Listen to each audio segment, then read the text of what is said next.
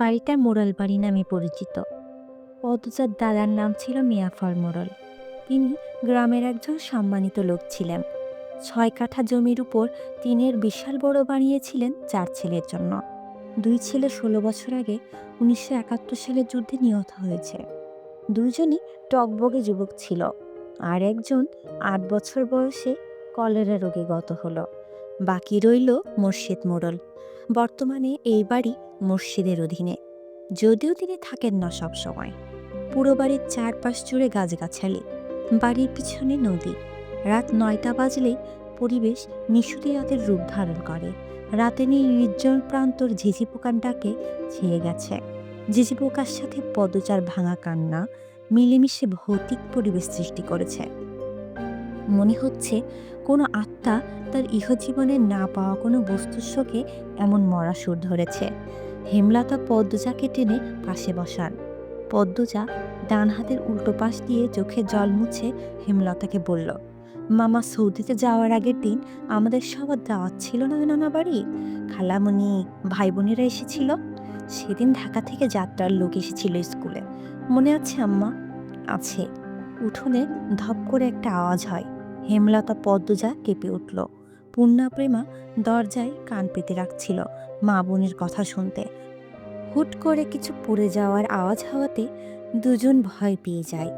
দরজা ঠেলে হুড়মুড়িয়ে রুমে ঢুকে পড়ে। হেমলতা বড় মেয়ের সাথে গোপন বৈঠক ভেঙে দ্রুত পায়ে বারান্দায় এসে দাঁড়ান। উঠানে বিদ্যুৎ নেই, হারিকেন জ্বালানো। পিছনে 3 মেয়ে এসে দাঁড়িয়েছে।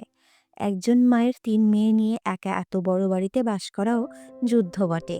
হেমলতা গলা উঁচিয়ে প্রশ্ন করলেন, কে কে ওখানে? আমি। চিরপরিচিত এই কণ্ঠ চিনতে হেমলতার বিড়ম্বনা হলো না।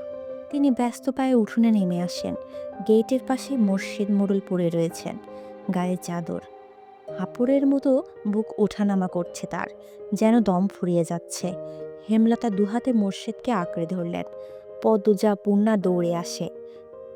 মুর্শিদের এমফাইসিমা রোগ আছে।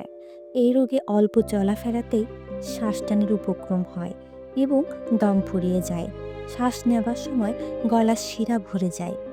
3 মা মেয়ে মুর্শিদকে ধরে রুমে নিয়ে আসে। মুর্শিদ এভাবেই হুটহাট করে বাড়ি ফিরে, কখনো কাক ডাকা ভোরে, কখনো নিশুতি রাতে, বা কখনো কাঠফাটা রোদে।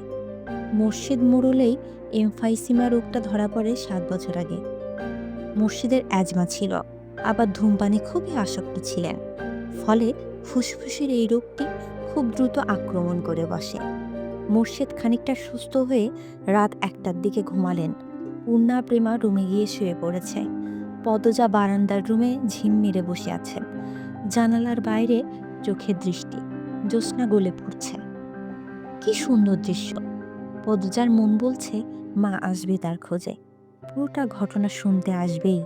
সত্যি তাই হলো। কিছুক্ষণ পরে হেমলতা আসলেন। আম্মা, বাতিটা নিভিয়ে দাও, বলল পদ্মজা, কণ্ঠ খাদে নামানো। হেমলতা বাতি নিভিয়ে পদ্মজার পাশে বসেন।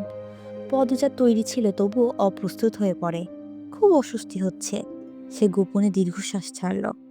পদ্মজা তখন 4র্থ শ্রেণীর ছাত্রী, বয়স 10 ছিল। খুব কম বয়সেই তাকে স্কুলে পাঠানো শুরু করেন হেমলতা। সেদিন নাড়াবাড়িতে সবার দাওয়াত পড়ে। হানিফ চলে যাওয়া সৌদিতে, তাই এত আয়োজন। পরিবারের মিলন আসর বসে। স্কুল মাঠেও সেদিন নাচ গান অনুষ্ঠিত হয়। বাড়ির সবাই সেখানেই চলে যায়। বাড়িতে থাকে শুধু পদ্মজা, পদ্মজার বৃদ্ধ নানা আর হানিফ।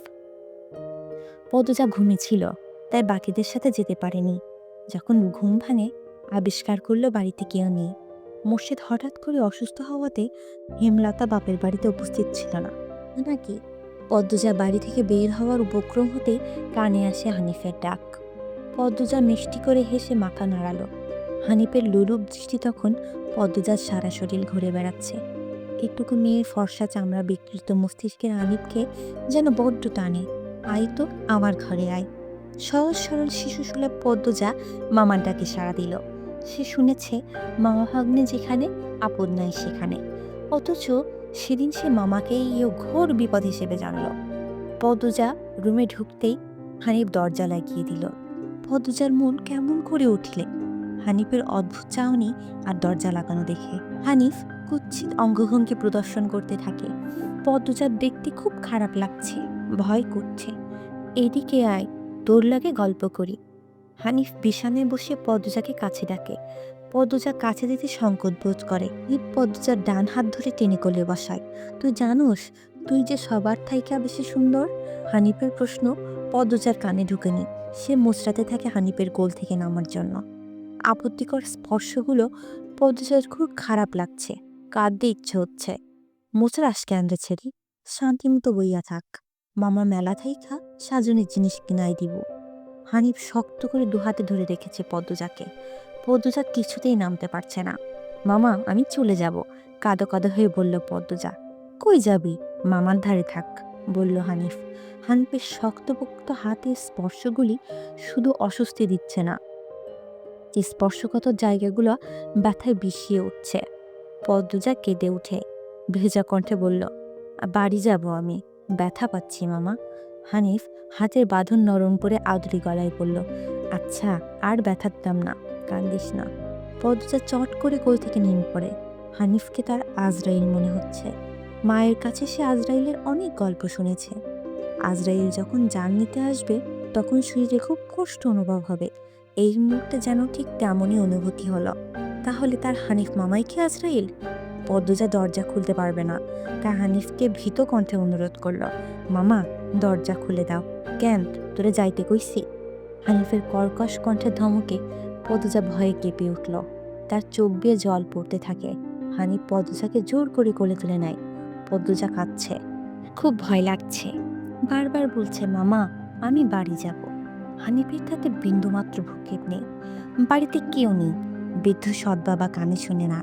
পদ্মজা হানিফকে কিল ঘুষি দিতে থাকে। সে সাথে জোরে জোরে কান্না শুরু করে। এভাবে কাঁদলে পাশের বাড়ির যে কেউ চলে আসবে। হানিফের রক্ত টকবক করে উঠছে উত্তেজনায়। সে দ্রুত ওড়না দিয়ে পদ্মজার মুখ হাত পা বেঁধে ফেলল। পদ্মজার দু চোখের পানি হানিফের চোখে লাগেনি। হানিফ ভীষণ আনন্দ পাচ্ছে, পৈশাচিক আনন্দ পাচ্ছে। সে সিগারেট জ্বালায়। খুব আনন্দ হলে তার সিগারেট টানতে ইচ্ছে হয়। সিগারেট টানতে গিয়ে মাথায় আসে নৃশংস ইচ্ছে। নাক মুখ দিয়ে ধোঁয়া উড়িয়ে সিগারেট 2 আঙুলের মাঝে রেখে পদ্মজার বাম পায়ের তালুতে চাপ দিয়ে ধরে রাখে। পদ্মজা হাউমাউ করে কেঁদে উঠল। হেমলতা দুহাতে শক্ত করে মেয়েকে বুকের সাথে জড়িয়ে ধরেন। পদ্মজা কাঁদতে কাঁদতে বলল, আম্মা, তখন আমার খুব কষ্ট হচ্ছিল, আমার দমটা বেরিয়ে যাচ্ছে মনে হচ্ছিল। আমি তোমাকে খুব ডাকছি আম্মা, তুমি আসোনি। পদ্মজার কথাগুলো হেমলতার বুকে রক্তাক্ত করে দেয়। এই যেন 1971 সালের পাকিস্তানিদের নৃশংসতা। নিজের চোখে তিনি দেখেছেন পাকিস্তানিদের নিষ্ঠুরতা। হানিফ আর তার দেখা অত্যাচারী পাকিস্তানিদের মধ্যে কোনো তফাৎ নেই। হেমলতা নির্বাক, বাকরুদ্ধ। শুধু অনুভব হচ্ছে তার বুকে পড়ে আদরের পদ্মজা হাওমাও করে কাঁপছে, সর্বাঙ্গ যেন কাঁপছে। হানিফকে ক্ষত বিক্ষত করে দিতে হাত নিষ্পিস করছে। সেদিন একটুর জন্য পদ্মজা ধর্ষণ হয়নি। বাড়িতে সবাই ফিরে এসেছিল। পদ্মজা পুরস্থানের যন্ত্রণা সহ্য করতে না পেরে অচেতন হয়। বাকিটুকু আর পদ্মজাকে বলতে হয়নি, হেমলতা জানেন। পদ্মজার গা কাঁপিয়ে জ্বর আসে। 21 দিন বিছানায় ছিল। ততদিনে হানিফ দেশ ছেড়ে চলে যায়। পদ্মজা ভয়ে লজ্জায় ঘটনাটি কাউকে বলেনি। পায়ের পোড়া দাগ দেখে যখন হেমলতা প্রশ্ন করেছিল, তা এমনভাবে পুড়ল কী করে, পদ্মজা সহজভাবে জবাব দিয়েছিল, চুলার কাছে গিয়েছিলাম, চুলার লাকড়ির আগায় পা লাগছিল। কথাটা পদ্মজা সাজিয়ে রেখেছিল, সাথে অনেক যুক্তি, তাই মিথ্যে বলতে একটুও কাঁপেনি। পুরো ঘটনাটা পদ্মজার বুকে তাজা হয়ে আছে। এই 6 বছরে লুকিয়ে কতবার কেঁদেছে সে। সবসময় চুপ করে কোথাও বসে থেকেছে। হেমলতা মেয়ের নিশ্চুপতা দেখে মাথা ঘামাননি, কারণ পদ্মজা ছোট থেকেই চুপচাপ ছিল। কিন্তু আজ হেমলতার খুবই আফসোস হচ্ছে, নিজেকে অপরাধী মনে হচ্ছে। তিনি ভেবেছিলেন তার 3টা মেয়েই তার কাছে খোলা বইয়ের মতো, চাইলেই পড়া যায়। বিশেষ করে পদ্মজাকে বাড়ির পিছনের নদীর বুক দিয়ে তরতর করে বয়ে যাওয়া স্বচ্ছ ঢলঢলে পানির মতো মনে হতো, যার জীবনে অস্বচ্ছ বলতে কিচ্ছু নেই, সবই সাদামাটা, সহজ সরল। অথচ পদ্মজার জীবনের কত বড় দাগ জ্বলজ্বল করে জ্বলছে, কত বড় ঘটনা লুকিয়ে ছিল।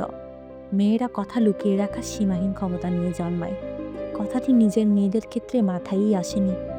পদ্মজা শান্ত হলে হেমলতা বললেন, পাটা দেখি। পদ্মজা পা বিছানায় তুলল। হেমলতা পদ্মজার পা কোলে নিয়ে পোড়া দাগটা দেখেন মনোযোগ দিয়ে। রক্ত টকবক করে উঠে, রন্ধে রন্ধে হিংস্রতা যখন লুটোপুটি খাচ্ছে। এই পোড়া দাগ হানিফের রক্ত দিয়ে মুছব, কথাটি কত সহজ করে বলেছেন হেমলতা। তবুও পদ্মজা কেঁপে উঠল। কি যেন ছিল কথাটিতে, শরীরের পশম দাঁড়িয়ে পড়ে। হেমলতা বারান্দার রুম ছেড়ে বড় ঘরে ঢুকেন। মিনিট কয়েক পর রামদা ছুরি হাতে নিয়ে উঠোনে যান। উঠোনের একপাশে শক্ত পাথর আছে, ছুরিটা পাথরে ঘষতে থাকলেন সাবধানে। ঘষতে ঘষতে পাথর গরম হয়ে আগুনের স্ফুলিঙ্গ দেখা দেয়, মানে ধার হয়ে গেছে। পদ্মজা বারান্দা থেকে দেখছে, অজানা আশঙ্কায় তার বুক কাঁপছে। হেমলতা বারান্দা পেরিয়ে রুমে ঢুকতে যাবে, তখন পদ্মজা উৎকণ্ঠিত গলায় ডাকল, আম্মা। আনার চাচার এক মেয়ে নিখোঁজ, শুনেছিস তো বড়দের মুখে? সেই মেয়ে ধর্ষক হানিফ ধর্ষণের পর পুঁতে ফেলেছে। আনন্দপুরের এই একটা মানুষই এতটা নৃশংস। আমি তখন ঢাকা পড়তাম, বাড়ি এসে জানতে পারি ঘটনা। আম্মার অনুরোধ আর কান্নায় আমি সেদিন মুখ খুলিনি। এত বড় পাপ চেপে যায়, সেই শাস্তি আমি ধীরে ধীরে পাচ্ছিলাম। আজ পুরোপুরি পেয়ে গেলাম, আমার পাপের শাস্তি শেষ হয়েছে। হেমলতা কথা শেষ করে জায়গা ত্যাগ করলেন। কি ধারালো প্রতিটি বাক্য! হেমলতার মুখ দিয়ে যেন আগুনের স্ফুলিঙ্গ বের হচ্ছে। পদ্মজার মস্তিষ্ক শূন্য হয়ে পড়ে।